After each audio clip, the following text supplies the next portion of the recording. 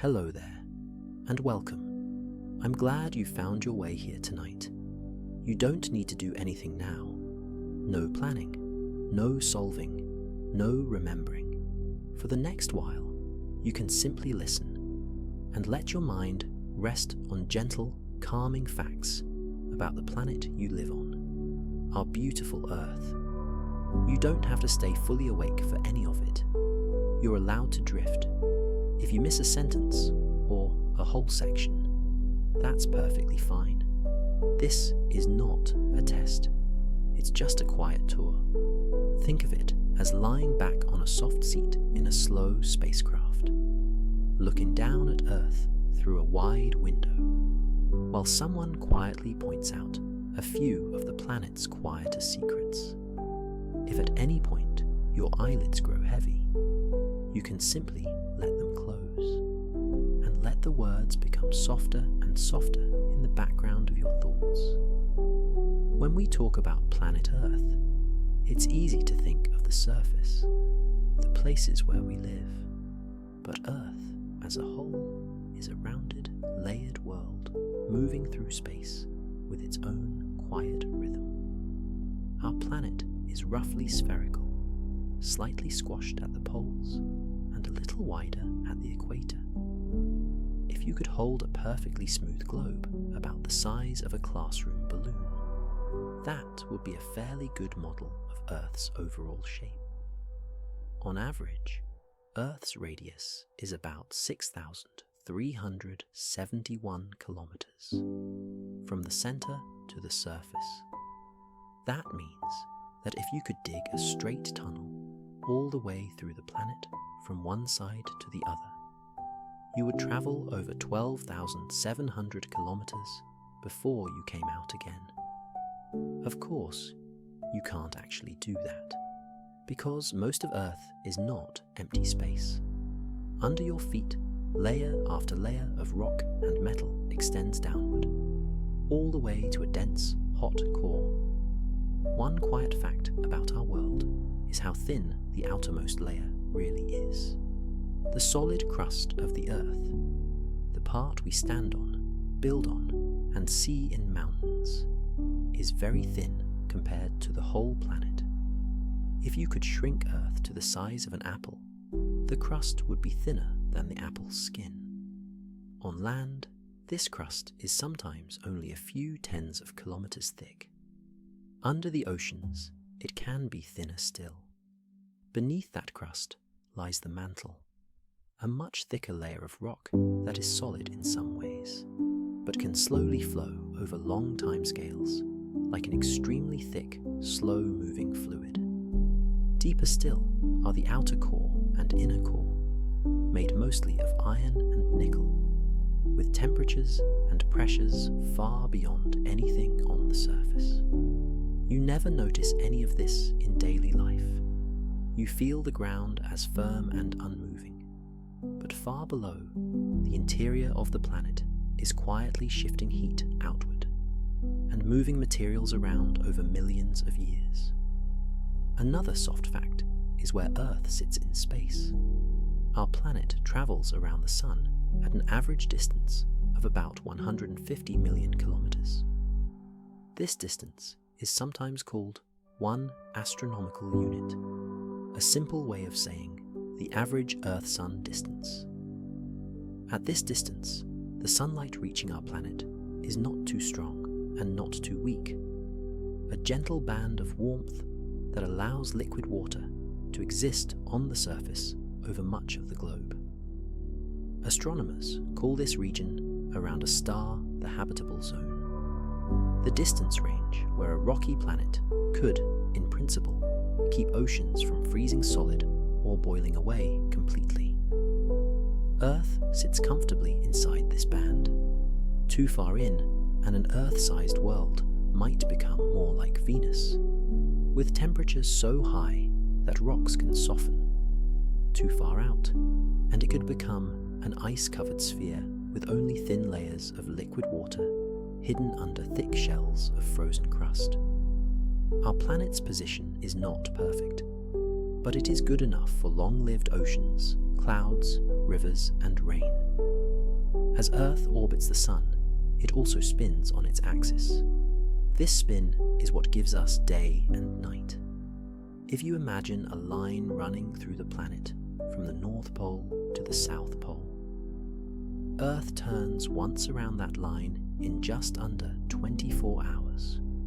To someone in space, watching from far away, it would look as if a blue and white sphere is slowly turning, showing all its continents in turn to the sun's light. On the side facing the sun, it is daytime. On the side turned away, it is night. As the planet turns, your location moves from daylight to dusk, to night, and then to dawn again, even though you yourself may feel motionless on the surface. You rarely notice this steady rotation. There is no sound, no vibration, but every sunrise, every sunset, every shadow that lengthens and then disappears is a quiet sign of the planet's spin. Earth's axis of rotation is not upright relative to its path around the sun. It is tilted. The tilt is about 23.5 degrees. This gentle lean is responsible for the changing seasons. As the planet circles the sun, sometimes the northern hemisphere is angled slightly toward the sun, and sometimes it is angled slightly away. When the northern half of Earth leans toward the sun, that hemisphere receives more direct sunlight for longer hours each day. This is northern summer, while the southern hemisphere experiences winter. Half an orbit later, the situation reverses. The south leans toward the sun and enjoys summer, while the north leans away and moves into winter. Near the equator, the change with the seasons is gentler, but near the poles, it is dramatic. There are places inside the Arctic Circle and the Antarctic Circle where the sun does not set at all for part of the summer, and barely rises above the horizon for part of the winter. All of this, the length of the days, the angle of the sun in the sky, the rhythm of the seasons, are quiet consequences of that single, simple tilt. If you look at Earth from space, one of the most striking features is how much of it is covered by water. About 70% of the planet's surface is ocean. These oceans are continuous, a single connected body of water that wraps around the globe, even though we give different names to different parts of it. The Pacific, the Atlantic, the Indian, the Southern and the Arctic Oceans are really regions of one world ocean. The remaining 30% of the surface is land, broken into continents and islands. From above, you can see blue expanses of sea, green and brown shapes of land, and swirls of white cloud moving slowly over both. The presence of so much liquid water on the surface is one of the things that makes Earth look so different from many other planets we have photographed. When astronauts look back at the planet from orbit, they often describe it as a blue marble or a blue and white sphere, delicate, bright, and solitary against the dark background of space. The oceans themselves are deep. On average, they are about 4 kilometers deep. In some trenches, they reach depths of more than 11 kilometers. If you could gently lower Mount Everest, the highest mountain on land, into the deepest ocean trench, its summit would still be submerged underwater. Most of this enormous volume is cold and dark. Photons from the sun barely reach below the uppermost layers, yet these waters store and move heat, dissolve gases, and circulate slowly around the globe in vast currents, helping to shape climates far above them on land. When you stand on a quiet beach and watch waves lapping at the shore, you are seeing only the thinnest skin of something enormous. Wrapped around Earth is another important but easily overlooked layer, the the atmosphere. This is the envelope of gas that surrounds the planet, held in place by Earth's gravity.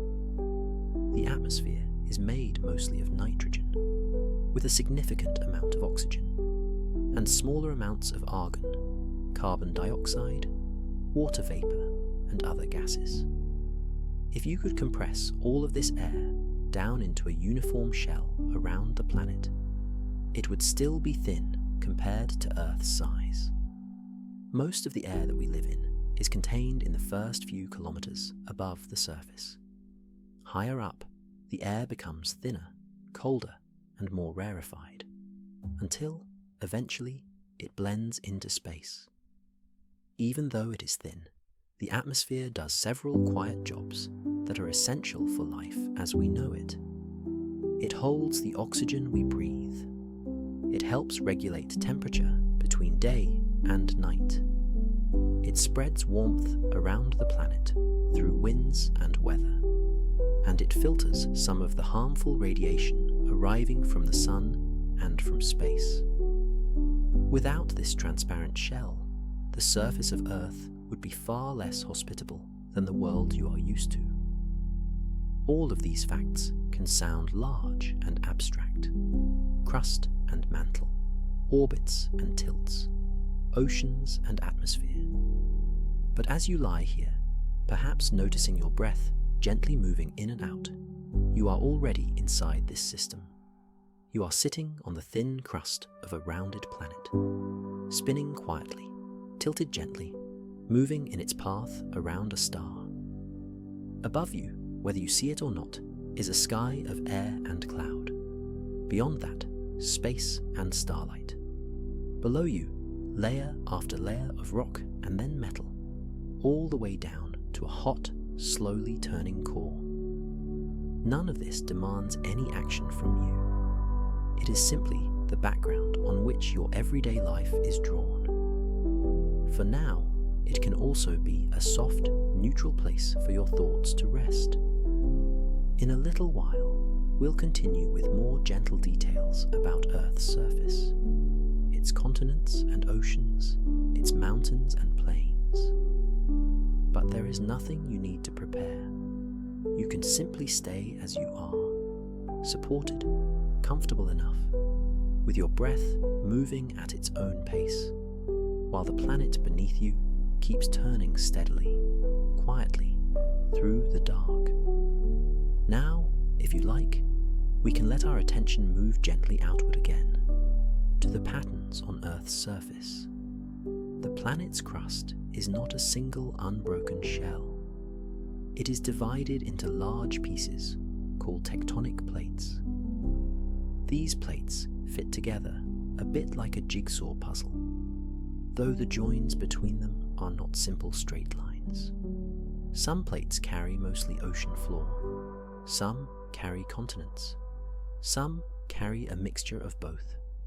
Over millions of years, these plates move slowly over the softer mantle beneath. The speed is very small, often just a few centimeters per year, about as fast as your fingernails grow. But over long periods of time, this quiet motion adds up. Continents that were once joined drift apart. Oceans that were once narrow become wide. New mountains rise where plates collide. And deep ocean trenches form where one plate slides under another. None of this is noticeable on the timescale of a single human life. But if you could watch the planet with time sped up so that millions of years passed in a few minutes, you would see continents gliding slowly across the globe, bumping gently, breaking, joining, and separating again in a slow, unhurried dance. The continents themselves have very different shapes and sizes. Some are compact, like Africa, a broad mass of land stretching from the northern almost to the southern tropics. Some are long and narrow, like South America, tapering down toward a point near the southern oceans. Eurasia, The combined mass of Europe and Asia is vast, the largest continuous area of land on the planet. North America sits like a wide shield between the Atlantic and the Pacific, with Greenland off to one side and the Arctic Ocean above. Australia is sometimes called the island continent, a large landmass surrounded entirely by sea, with many smaller islands scattered to its north and east, and at the bottom of the globe, wrapped around the South Pole, lies Antarctica, a continent almost entirely covered by a thick sheet of ice. These landmasses are separated by oceans, but they are all part of the same thin crust, resting on the deeper layers beneath.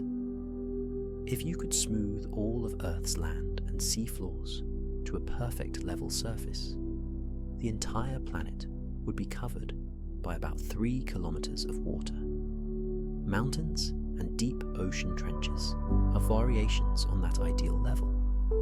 Some mountains are truly high above sea level.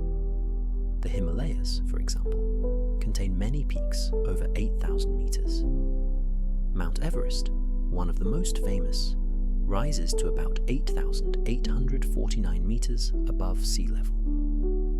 If you stand on a quiet hillside or a low hill, Everest's height may be hard to imagine. One simple way is to think in layers. If you stacked 8 or 9 tall city skyscrapers, one on top of another, you might begin to approach the height of such a mountain. Yet even these peaks are small compared to the size of the whole planet. They are gentle ripples on the surface of a much larger sphere. Not all high places are sharp and rocky. Some mountain ranges are rounded, eroded over long ages by wind, water, and ice. Elsewhere, there are broad plateaus and upland plains, elevated regions that seem almost level, where the sky feels a little closer and the air a little thinner. Between mountain belts lie wide lowlands, basins, plains, and river valleys. Some of these plains are covered with forests, others are grasslands, steppes, or savannas. There are also deserts, regions where rainfall is very low. Some deserts, like the Sahara, are hot, with dunes of sand and rocky plateaus. Others, like the interior of Antarctica, are cold deserts, dry because much of their water is locked up as ice. Taken together, these different landscapes, mountains, plains, forests, deserts, coastlines, form the surface patterns on which climates, ecosystems, and human societies are built. If you could drift a little higher above Earth and look down at night, the natural patterns of land and sea would be joined by a newer pattern, city lights. From orbit, these lights appear as soft yellow-white clusters, threads and points, marking where people live in dense groups. Large cities show as bright patches. Smaller towns appear as faint glows. Roads and highways can sometimes be seen as thin lines of light connecting one cluster to another. You might notice that lights are concentrated more in some regions than others. Europe, parts of North America, India, Eastern China, Japan, and some coastal areas of other continents shine brightly, while large stretches of ocean, desert, forest, and mountain regions remain dark. The dark areas are not empty.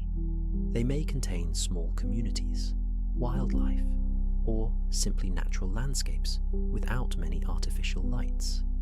But from the quiet distance of space, the pattern of illumination gives a simple, gentle hint of how human beings have arranged themselves on the surface of the planet. If you zoom back down toward the surface, you would find that the boundary between land and sea is rarely a straight line. Coastlines are often irregular, full of bays, inlets, capes, and islands. Some shores are rocky, with cliffs falling steeply into the water. Others are lined with sandy beaches, where waves have broken down rocks over long periods of time into fine grains. In some places, rivers carry sediment to the sea, building out wide deltas that extend the land little by little into the water. Coastal areas are important for many forms of life, including humans. They often have milder climates than inland regions. They provide access to fishing grounds and trade routes, and they are places where land and ocean ecosystems meet and interact. When you listen to the gentle sound of waves at a shoreline, you are hearing one small expression of the ongoing exchange between land, water, and air. Across the continents, water also shapes the land in quieter ways. Rain falls, snow melts, and water flows downhill under the pull of gravity. Small streams join to form rivers. Rivers carve valleys. They carry dissolved minerals and tiny particles of rock toward the oceans. On flat plains, some rivers meander, curving back and forth across their floodplains in wide loops. Over long timescales, these loops can grow and change. Abandoned bends becoming oxbow lakes, and new channels slowly forming. In other regions, rivers cut through mountains, creating gorges and canyons. You may have stood at the bank of a small stream or a large river, watching water pass by. In that moment, it can seem as though nothing much is happening. But over thousands and millions of years, these flows gently wear down rock, transport material, and help create the shapes of valleys, plains, and deltas.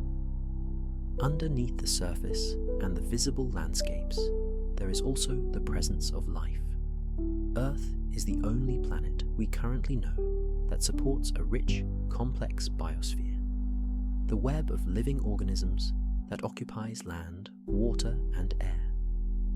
Life is present high in the atmosphere, in the upper layers of soil, on mountain slopes, in forests and grasslands, in rivers and lakes, and throughout the oceans. Even in deep, dark places, near hydrothermal vents on the seafloor. From microscopic bacteria to giant trees, from plankton in the oceans to birds in the sky, living things interact with the air, the water, and the rocks. They take in gases, release other gases, break down minerals, build shells and skeletons, and leave behind layers of organic material that become part of the geological record. You yourself are part of this biosphere, made from atoms and molecules that have passed through many forms over long stretches of time. The carbon in your body may once have been in a leaf, a shell, a grain of dust, or a cloud of gas. Now it participates in your breathing, your thoughts, and your quiet rest. As you lie here, you do not need to keep track of all these details. It is enough to have a soft sense that Earth is not just a flat stage for separate events, but a connected system of rocks, water, air, and life, moving and changing on many timescales. Tectonic plates shift slowly, mountains rise and wear down, rivers carve paths, oceans circulate, atmospheres swirl, living things grow, reproduce, and transform matter from one form to another. All of this continues, moment by moment, whether you are paying attention or not. For now, you can simply let these images of the planet float at the edge of your awareness, like distant, slow-moving clouds. In the next part, we'll wander more gently through the story of Earth's deep past, how this planet has changed over billions of years. There is no need to anticipate that now. You can just stay as you are, supported, breathing, and resting, while the world beneath you keeps turning steadily, quietly through the night. Long before there were cities or forests as we know them, or even the continents in their present shapes, Earth was already here, changing slowly. The planet is about 4.5 billion years old. That number is so large that it is hard to feel in ordinary terms. One way to make it softer is to imagine that the entire history of Earth is compressed into a single calendar year. In that picture, the planet forms on January 1st. The present moment is the last seconds of December 31st. On that scale, dinosaurs appear around Christmas. Humans arrive only in the final minutes before midnight. For most of the year, Earth is changing without any human beings at all. Without familiar animals, without trees, without flowers. Just a world of oceans, rocks, air, and slowly evolving life. In the very early days, after the planet first formed, the surface was much more active and much hotter than it is now. Earth grew by collecting material from the cloud of dust and gas around the young sun.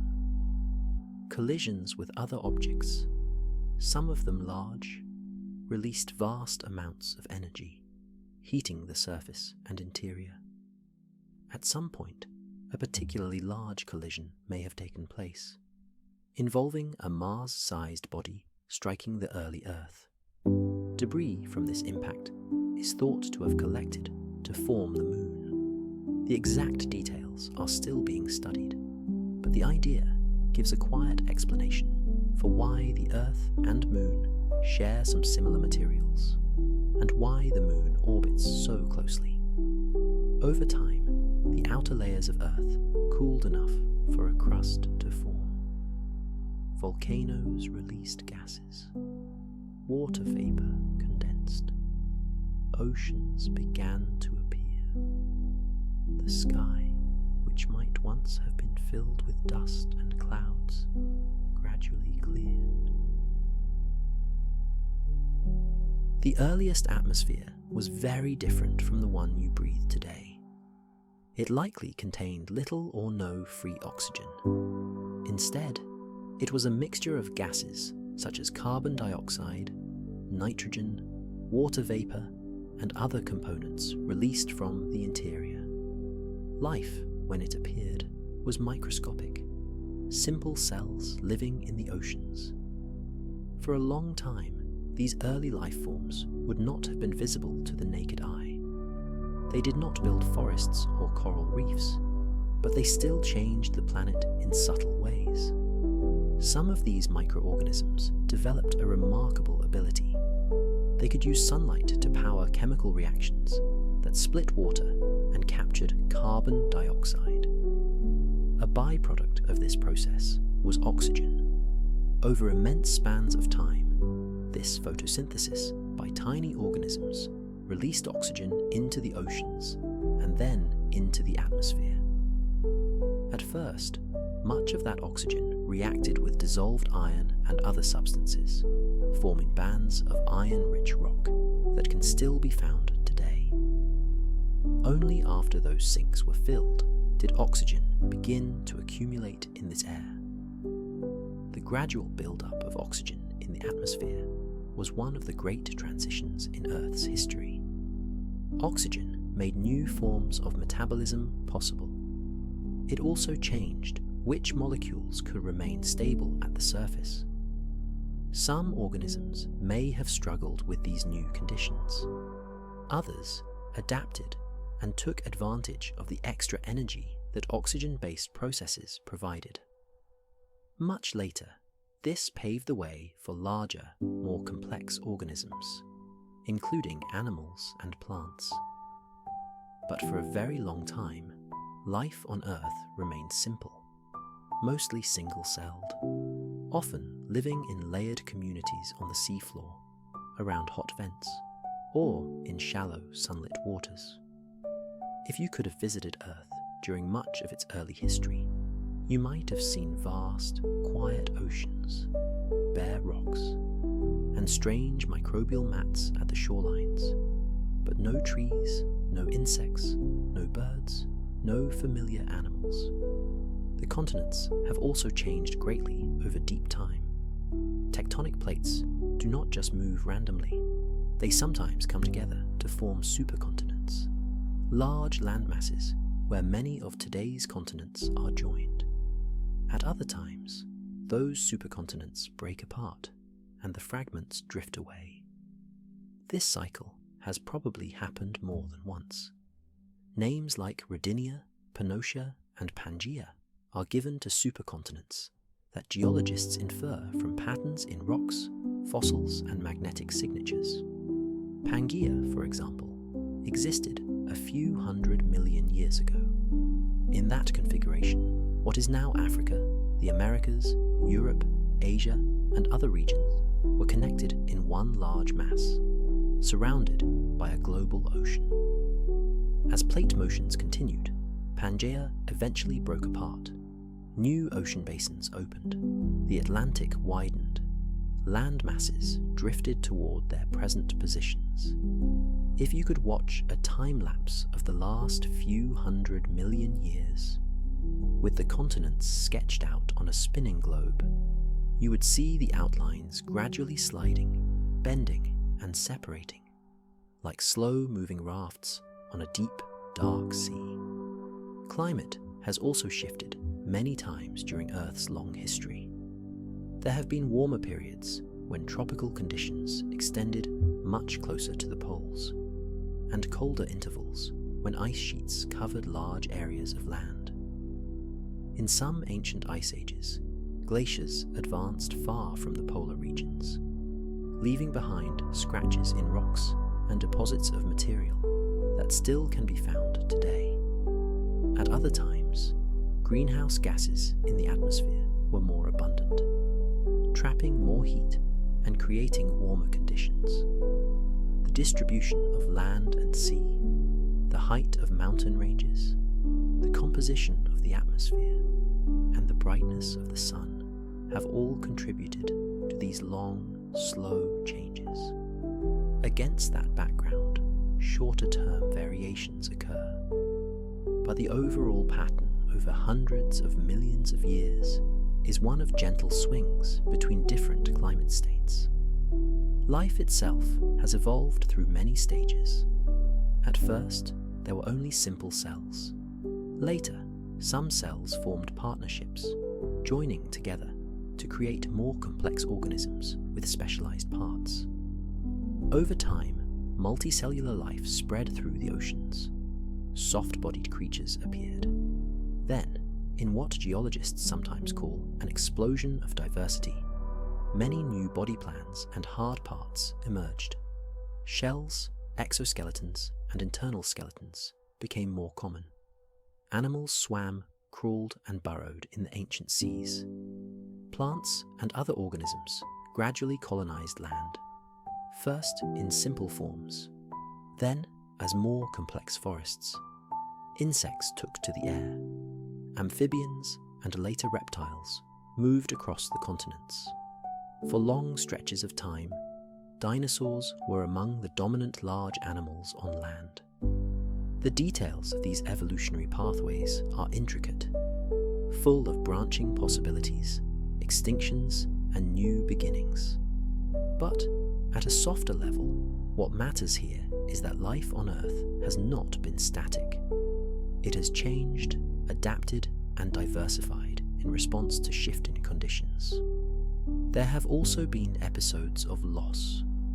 Several times in Earth's past, the fossil record shows sudden drops in the diversity of life, intervals known as mass extinctions. These events may have been caused by combinations of factors, such as volcanic eruptions, changes in climate, shifts in sea level, and impacts from large objects arriving from space. One of the most famous is associated with the end of the age of dinosaurs on land. Evidence suggests that a large asteroid or comet struck Earth around 66 million years ago, creating a crater and ejecting material into the atmosphere. The aftermath likely included fires, darkened skies, and disruptions to climate and food chains. Many species vanished. Others survived and gradually diversified into new forms. Among the groups that expanded later were mammals, small, often overlooked animals during much of the dinosaur era. Their later radiation eventually gave rise to many familiar kinds of mammals, including, much more recently, primates, and finally, human beings. Human history itself occupies only a tiny portion of Earth's timeline. If you return to the calendar year analogy, with the planet's history compressed into 1 year, our species appears in the final minutes before midnight on December 31st. All of recorded history, the development of writing, cities, modern technology, would be contained in just a few seconds. The rocks beneath your feet, the mountains in the distance, the shapes of continents and oceans, and the long patterns of climate and evolution have been forming and reforming for immense spans of time before any of that began. When you look at a landscape, or a fossil, or even a simple grain of sand, you are seeing something that has travelled through this deep history. It may have been part of an older rock, a mountain that has worn down, a creature that once lived in a shallow sea, or material that has melted and cooled more than once deep inside the planet. You do not need to hold all of these stages clearly in your mind. It is enough to have a soft impression that Earth is an old world, with a story that unfolds on timescales far beyond a single lifetime. The continents under you have drifted. The climates they experience have changed. Life has appeared, simplified, grown more complex, and passed through cycles of expansion and loss. Through all of this, the planet has continued to spin, to orbit its star, to host air and oceans, and to support a diversity of living forms. As you rest, you are part of a very recent chapter in that long, quiet narrative. You can let the immensity of that history sit at a distance, not as something to solve, but as a gentle backdrop, a sense that the world is old, continuous, and still unfolding, even while you lie here, breathing slowly and drifting towards sleep. On the surface of Earth today, one of the gentler patterns to notice is how different regions have different climates. Near the equator, the sun's light falls more directly on the surface. Day length changes relatively little through the year. Temperatures tend to be warmer on average. As you move toward the poles, the sun's rays strike at a shallower angle. The same amount of light is spread over a larger area. Seasons become more pronounced. Winters are colder. Summers may be mild or brief. Between these extremes, a variety of climate zones appears. Tropical, subtropical, temperate, subpolar, and polar, each with its own typical range of temperature, rainfall, and seasonal rhythm. These broad patterns are shaped by many factors, including latitude, distance from the ocean, height above sea level, and the presence of mountains that can block or guide the flow of air. The movement of air and water helps distribute heat around the planet. Warm air near the equator tends to rise. As it does, it cools, releases moisture as rain, and then moves away at higher levels before descending again at other latitudes. This circulation creates bands of rising and sinking air around the globe. Near some regions, rising air and warm seas support lush forests and frequent rain. In others, descending, dry air contributes to the formation of great deserts. The oceans also transport heat. Warm surface currents carry energy from equatorial regions toward higher latitudes. Cooler currents return water back toward the tropics.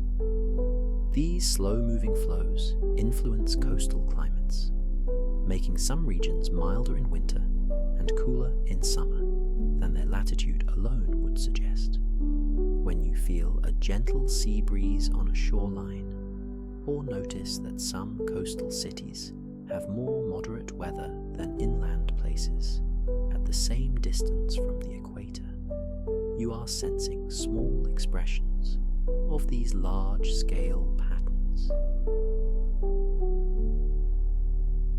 Weather is the name we give to the day-to-day state of the atmosphere in a particular place. It includes temperature, cloud cover, wind, humidity, and precipitation. On some days, the air is still, the sky is clear, and the conditions change only slowly. On other days, clouds gather, winds shift, and rain or snow passes through. These changes often arise from differences in temperature and pressure between air masses. Warm air tends to rise. Cool air tends to sink.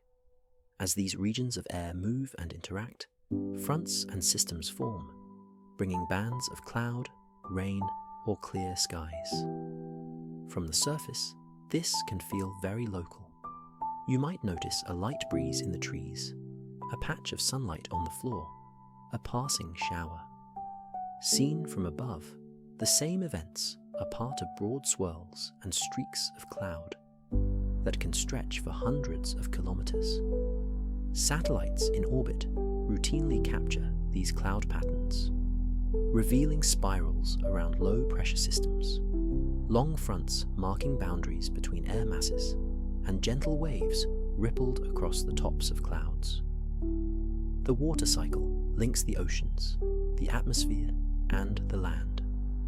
Water evaporates from the surface of seas, lakes, and moist ground. Plants release water vapor through their leaves. This moisture rises into the air, cools, and condenses into tiny droplets or ice crystals, forming clouds. Within clouds, droplets can combine and grow larger. When they become heavy enough, they fall as rain, snow, sleet, or hail, depending on the temperature and conditions below. Some of this water soaks into the ground, recharging aquifers. Some runs off into streams and rivers. Ultimately, much of it returns to the oceans, where it can evaporate again. From your viewpoint, this may appear as a gentle shower, a snowfall, or a clear day with distant clouds. To the planet, it is an ongoing, quiet circulation, moving water and energy through different states and locations. In colder regions and at high elevations, water can accumulate as snow and ice. Snow that does not fully melt from year to year can gradually compress into firn and then into glacial ice. Glaciers are slow-moving rivers of ice that flow downhill under their own weight. Over long periods of time, they can carve valleys, polish bedrock, and carry rocks and sediment great distances. At Earth's poles, larger masses of long-lived ice form ice sheets. These ice sheets store a significant amount of the planet's fresh water. They also reflect a portion of incoming sunlight back into space, helping to moderate temperature. In a quiet way, the presence or absence of ice on land and at sea influences sea level, climate patterns, and the habitats available for various forms of life. Beneath your feet, even when the surface feels still, the interior of Earth continues to move heat outward from deeper layers. In some regions, this energy reaches the surface more dramatically. Volcanoes are openings through which molten rock, gases, and ash can escape. Some volcanoes form gently sloping shields built from many fluid lava flows. Others are steeper cones constructed from layers of ash, cinders, and thicker lava. Many are quiet for long intervals, their slopes gradually colonized by plants and animals. At mid-ocean ridges, where tectonic plates diverge, molten material rises to create new crust on the seafloor. At subduction zones, where one plate slides beneath another, melting of descending material can feed arcs of volcanoes at the surface. Most of this process takes place far from daily human awareness, but it is part of the slow renewal and recycling of Earth's crust. Some places on the planet also experience earthquakes. These are sudden releases of energy stored in rocks by the slow motion of tectonic plates. For long periods, rocks near plate boundaries can deform elastically without obvious movement at the surface. Eventually, stress may exceed the strength of the rocks, and they slip suddenly along faults. This slipping sends out waves that travel through the ground. Many earthquakes are small and barely noticed without sensitive instruments. Others are larger and can be felt strongly over wider areas. Seismographs record these vibrations, allowing scientists to study the interior structure of the planet and the behavior of plate boundaries. Even in regions far from active plate edges, old faults may occasionally adjust, reminding us that what feels solid and permanent is, at a deeper level, a dynamic system. Surrounding the planet, beyond the atmosphere, is Earth's magnetic field. This field is generated mainly by motions in the liquid outer core, where molten metal, rich in iron, moves and circulates in the presence of rotation. The magnetic field extends outward into space, forming a protective region called the magnetosphere. Charged particles arriving from the sun and from more distant sources are deflected or guided by this field. Some of these particles follow field lines toward the polar regions, where they can interact with atoms and molecules high in the atmosphere. When this happens, the atoms and molecules can emit light, producing auroras, the northern and southern lights. From the ground, these displays can appear as soft curtains or arcs of colour in the night sky, shifting and wavering in silence. They are another sign of the planet's interaction with its star and the broader environment of space. Earth's magnetic field also helps protect the atmosphere itself from being stripped away too rapidly by charged particles. Other factors, such as gravity and the composition of the gases, also play important roles. Together, they help maintain the envelope of air within which weather, climate, and life can unfold. If you imagine the planet without this field, or without a substantial atmosphere, it is easier to see how quietly supportive these invisible structures are. Even though you cannot see magnetic lines with your eyes, and you rarely notice the presence of the field, it is there, wrapping the planet in an extended, protective shape. Compasses align themselves with this field. Migrating animals may sense it as a guide, and high above, near the edges of the magnetosphere, streams of charged particles flow and bend in response to it, far beyond ordinary sight. When all these elements are taken together, the solid Earth, the oceans, the atmosphere, the ice, the living organisms, and the invisible magnetic shield, they form a system that is complex yet quietly coherent. Heat moves from the interior outward and from the equator toward the poles. Water cycles between sea, sky, and land. Air circulates in broad patterns and local breezes. Rocks melt, rise, cool, and are worn down again. Living things grow, breathe, feed, and return their materials to the planet when they die. Amid all of this, you occupy a small region of space and time on the surface of this world. As you rest, you are held inside the atmosphere, above the deep rocks, beneath the wide sky, carried gently through space by a planet that turns and orbits whether you attend to it or not. There is nothing you need to change in any of these processes. They have been unfolding for longer than any human memory, and will continue on their own scales. You can let this awareness remain soft and distant, a quiet assurance that the world is larger, older, and more continuous than any single day, while your own breath moves in and out at its own slow, comfortable pace. On the surface of this quietly moving planet, you share the world with many other human beings. At the moment, Earth's human population is measured in billions. If you tried to picture every person at once, it would be overwhelming. A gentler way to think about this is to imagine how unevenly people are spread out. Some regions are densely populated, cities where many millions of people live and work in a relatively small area. In other places, there are wide stretches of land with very few inhabitants, mountains, deserts, forests, and remote coastlines.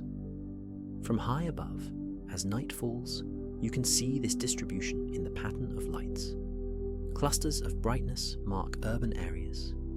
Faint threads hint at roads and smaller settlements.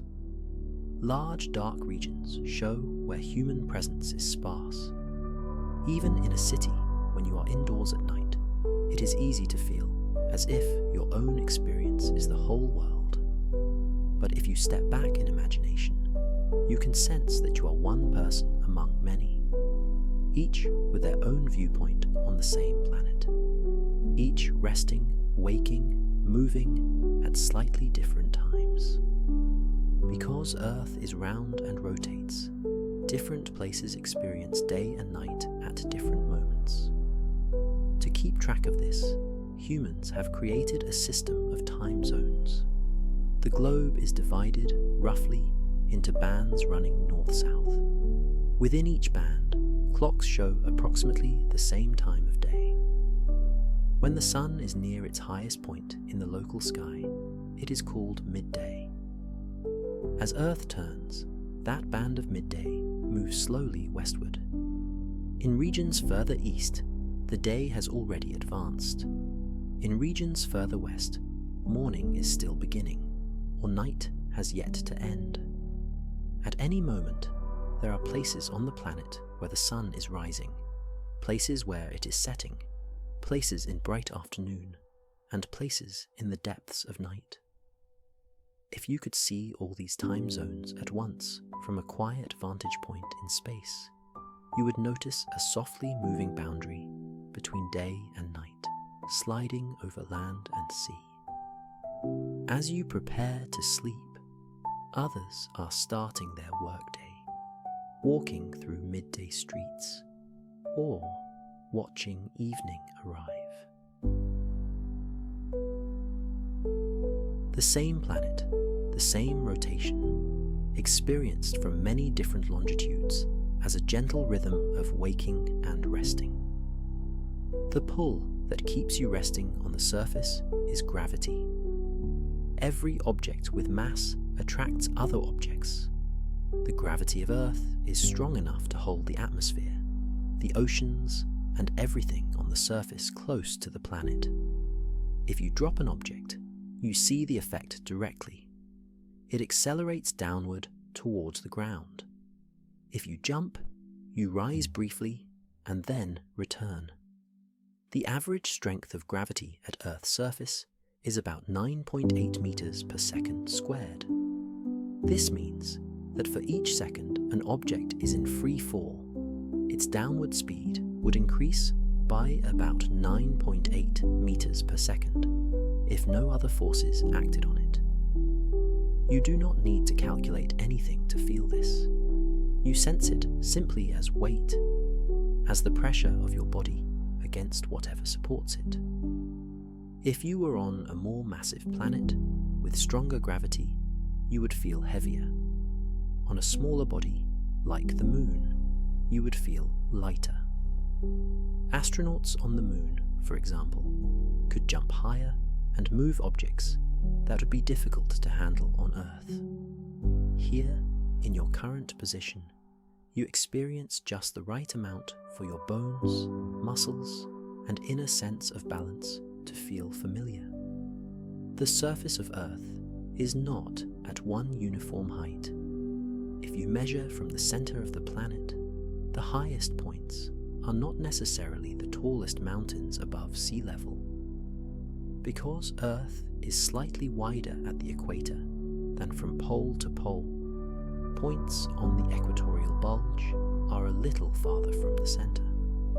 Still, in everyday terms, people usually think of height relative to sea level. Mount Everest, for example, has the highest summit above mean sea level, about 8,849 meters.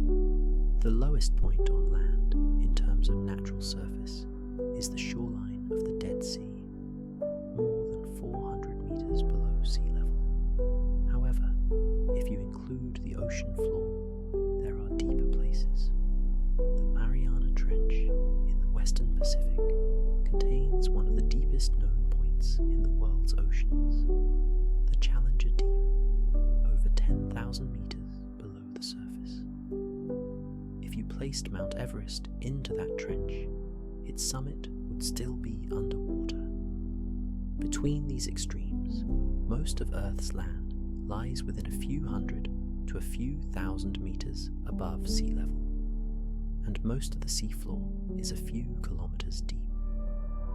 When you walk up a small hill or down a gentle slope, you are moving across tiny variations compared to these large differences.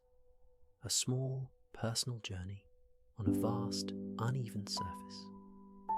Beneath the oceans, the deep sea forms one of the most extensive yet hidden environments on the planet.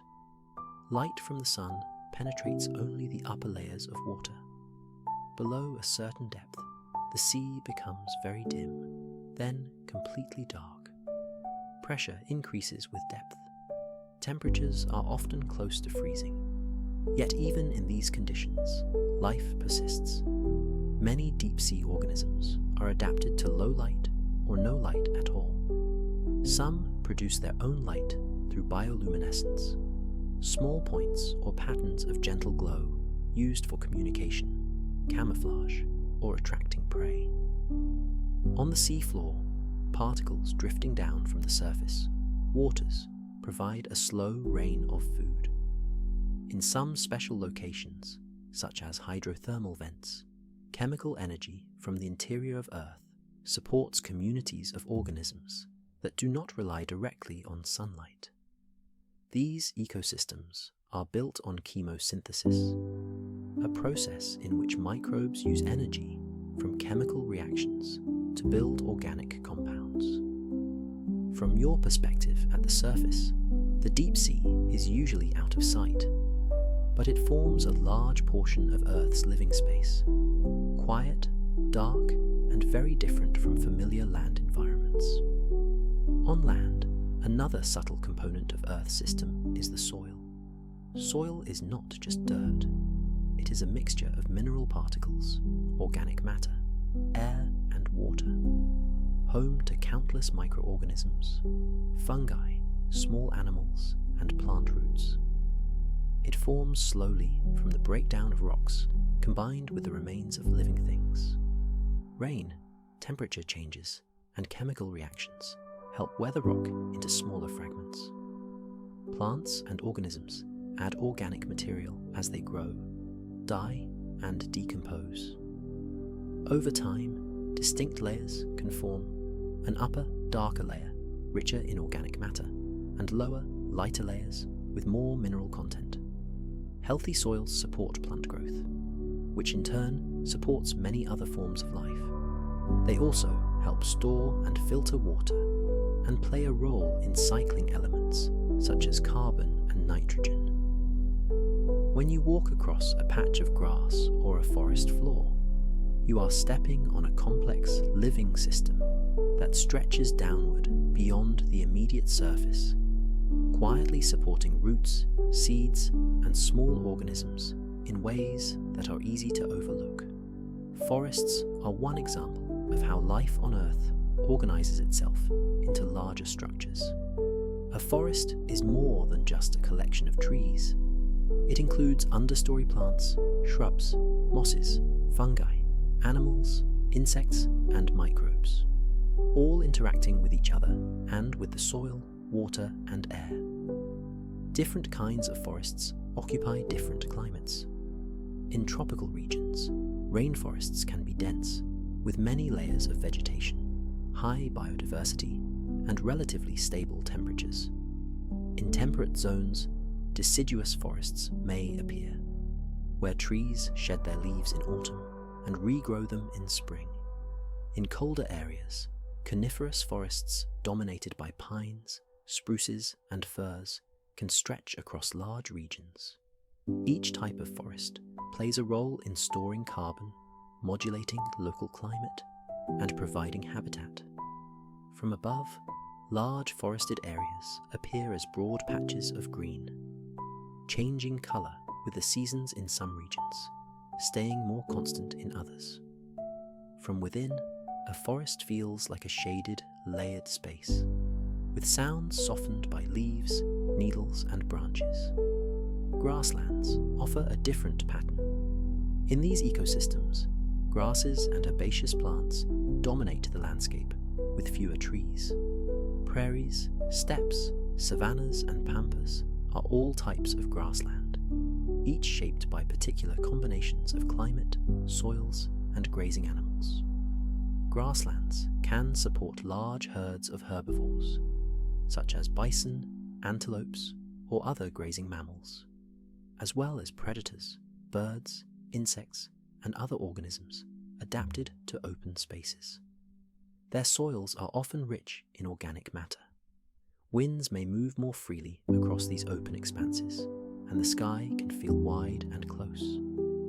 In some grasslands, fire plays a quiet, recurring role, removing old vegetation, releasing nutrients, and helping maintain the balance between grasses and woody plants. The timing and intensity of such fires vary by region, but over long periods, they can be part of the natural rhythm. Deserts present another face of the planet. They are often thought of simply as hot, sandy places. But deserts are better defined by low rainfall. Some deserts are indeed hot and sandy, with dunes and bare rock. Others are gravel plains, salt flats, or rocky plateaus. There are also cold deserts, such as parts of Antarctica, and high elevation regions, where precipitation is low and much of the surface moisture is locked as ice.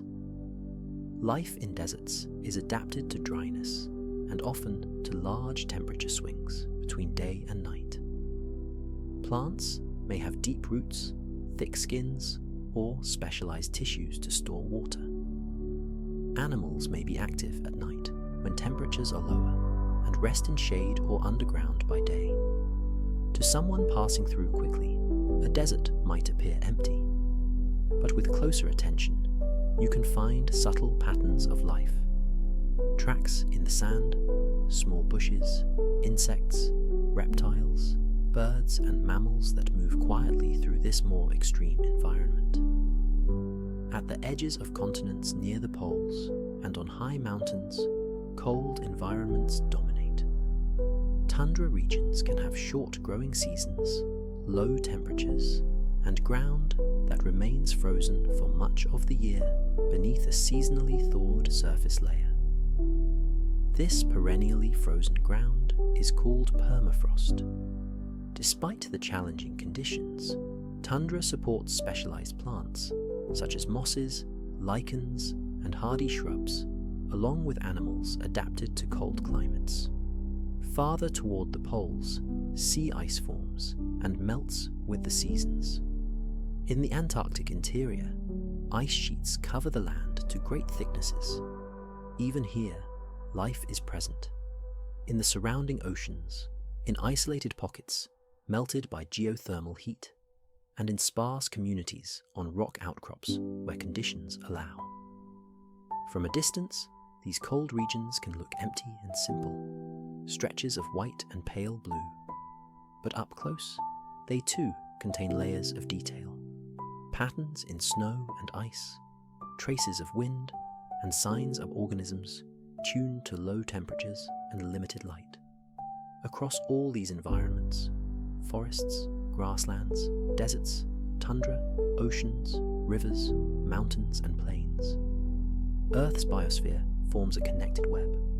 Energy flows from the sun into plants and microorganisms, and then through food webs to herbivores, predators, scavengers, and decomposers. Matter cycles between living and non-living forms, from air to plants, from plants to animals, from organisms to soil and water, and back again. On human timescales, individual lives are brief. On planetary timescales, the patterns of these ecosystems can persist, shift, and reform over centuries and millennia. As you lie quietly, you are part of one of these ecosystems, even if you are indoors in a city during the night.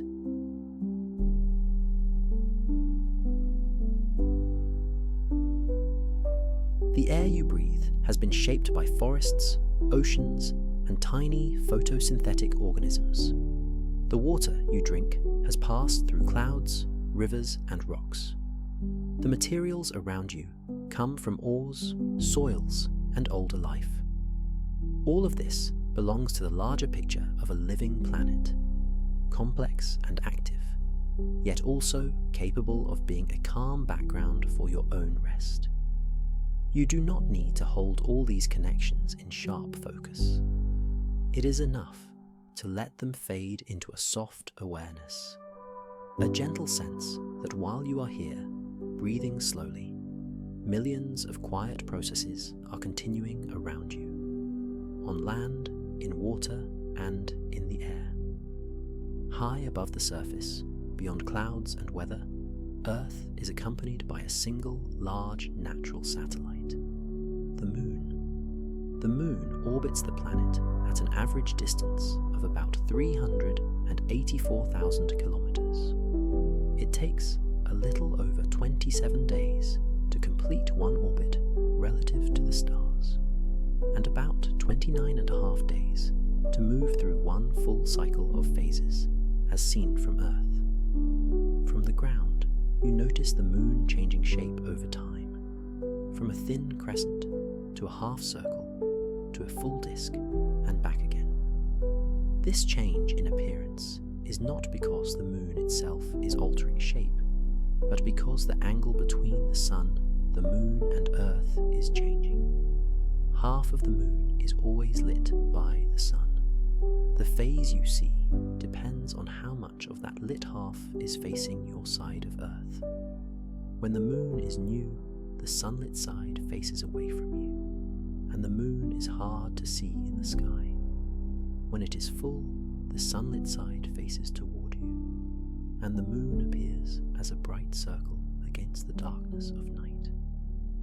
Between these extremes, the familiar crescents and quarters mark gentle steps in a repeating cycle. The Moon's presence has several quiet effects on Earth. One of the most noticeable is the tides. The gravitational pull of the Moon and the Sun on Earth's oceans causes the water to rise and fall in a regular pattern. As the planet rotates and the Moon orbits, different regions of coastline experience high tide and low tide at different times. In many places, there are 2 high tides and 2 low tides each lunar day, with the timing shifting gradually through the month.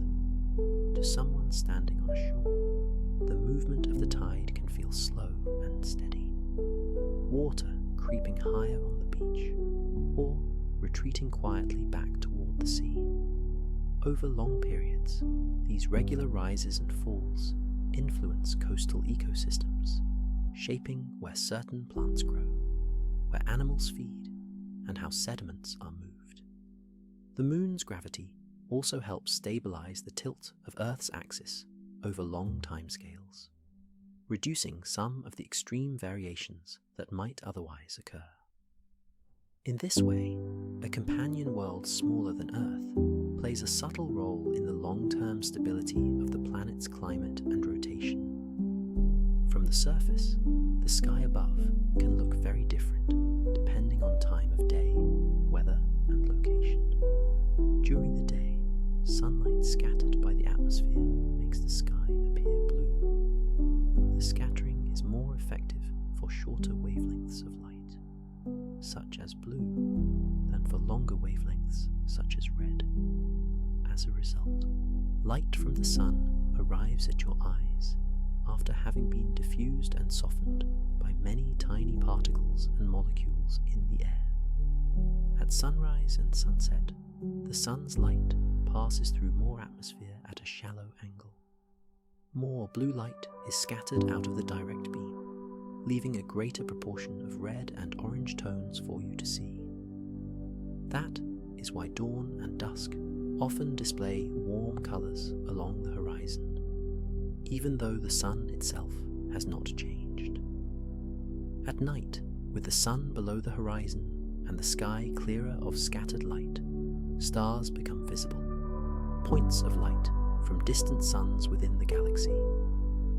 On very dark, clear nights, far from city lights, the band of the Milky Way may be visible, a pale, diffuse stripe where countless stars blend into a soft glow. These views are reminders that Earth is not isolated, but part of a wider cosmos, a small, living world within a vast collection of stars. Human beings have developed many ways to observe and measure this planet they live on. Simple tools, such as compasses, help reveal the direction of Earth's magnetic field at the surface. Telescopes allow closer examination of the Moon, the planets, and the Sun, as long as proper protections are used for safety. On the ground, networks of instruments measure temperature, pressure, humidity, wind speed, and other variables, building up records of weather and climate. Seismometers detect vibrations from earthquakes, letting scientists infer the structure of Earth's deep interior. Over the past decades, artificial satellites have added a new dimension. Orbiting above Earth, they can view large areas at once, photographing clouds, land surfaces, oceans, and ice. Some satellites carry instruments that detect light in wavelengths beyond human vision, such as infrared or microwave. Others map the planet's gravity field, monitor sea levels, measure atmospheric composition, or track changes in vegetation. Together, these observations create a layered picture of how Earth is behaving, helping people understand storms, droughts, ocean currents, and long-term trends. From your perspective, this technology may show up simply as satellite images in a forecast or maps on a screen. But behind those familiar images is a quiet fleet of instruments moving through space around the planet, watching, recording, and sending data back to the surface. To describe locations on Earth, a system of coordinates has been devised, based on latitude and longitude. Latitude measures how far north or south a place is from the equator. The equator is defined as 0 degrees latitude, a circle halfway between the poles.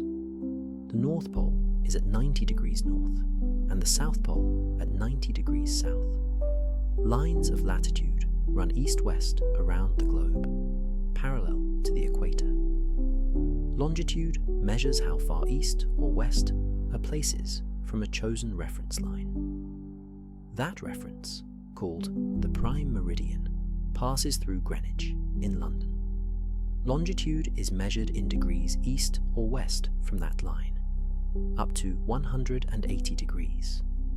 Lines of longitude run from pole to pole, crossing the equator at right angles.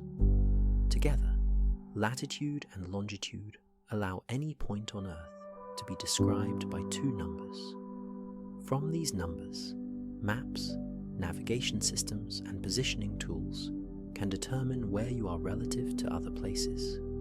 You do not need to know your exact coordinates to go about your day, but the system exists quietly in the background, helping aeroplanes, ships, and devices in your pocket find their way. Across the surface, human cultures have developed many different ways of understanding and representing this same planet.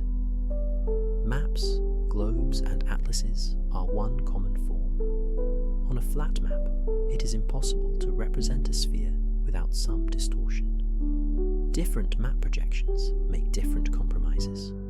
Some preserve shapes more accurately, but distort areas. Others preserve area while stretching shapes. A globe captures the proportions of land and sea more faithfully, but is less convenient to carry or store.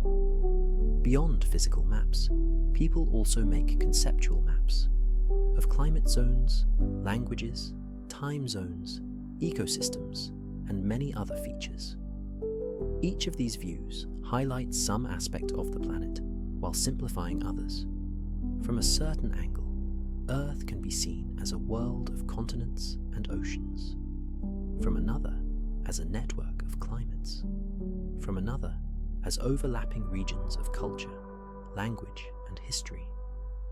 All of these perspectives rest on the same underlying sphere, the same crust, mantle, core, oceans, and atmosphere, but each provides a different way to make sense of the whole. Within your own experience, Earth is also the stage for individual moments that rarely appear on any map. A quiet walk on a familiar street, the sound of rain on a window, light through leaves on a particular morning, the feeling of cool air after a hot day. These small experiences are local and personal, but they are also expressions of broader patterns. Rain on the window is part of the water cycle. Cool air after heat reflects the movement of fronts and air masses. Light through leaves depends on the tilt of the planet, the position of the sun, and the presence of plants that use that light. You do not need to analyze these links when they occur. It can be enough to notice occasionally that your immediate surroundings are connected to larger processes, that your sense of weather, light, and place is part of how a living being experiences a living world. Even indoors, at night, with your eyes closed, you remain connected to the planet's motions. Right now, as you rest, Earth is turning, carrying you gently from one angle relative to the sun to another. At the same time, the planet is moving along its orbit, tracing a path around the star that provides most of its energy. The moon is looping around Earth. Other planets are following their own paths around the sun. All of this unfolds without needing any effort from you. Your role in this moment can be very simple.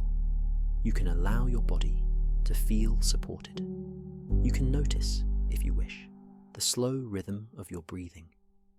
You can let your thoughts come and go without chasing them. Around you, the planet continues its quiet, large-scale movements, spinning, orbiting, tilting, and carrying air, water, rock, and life through space.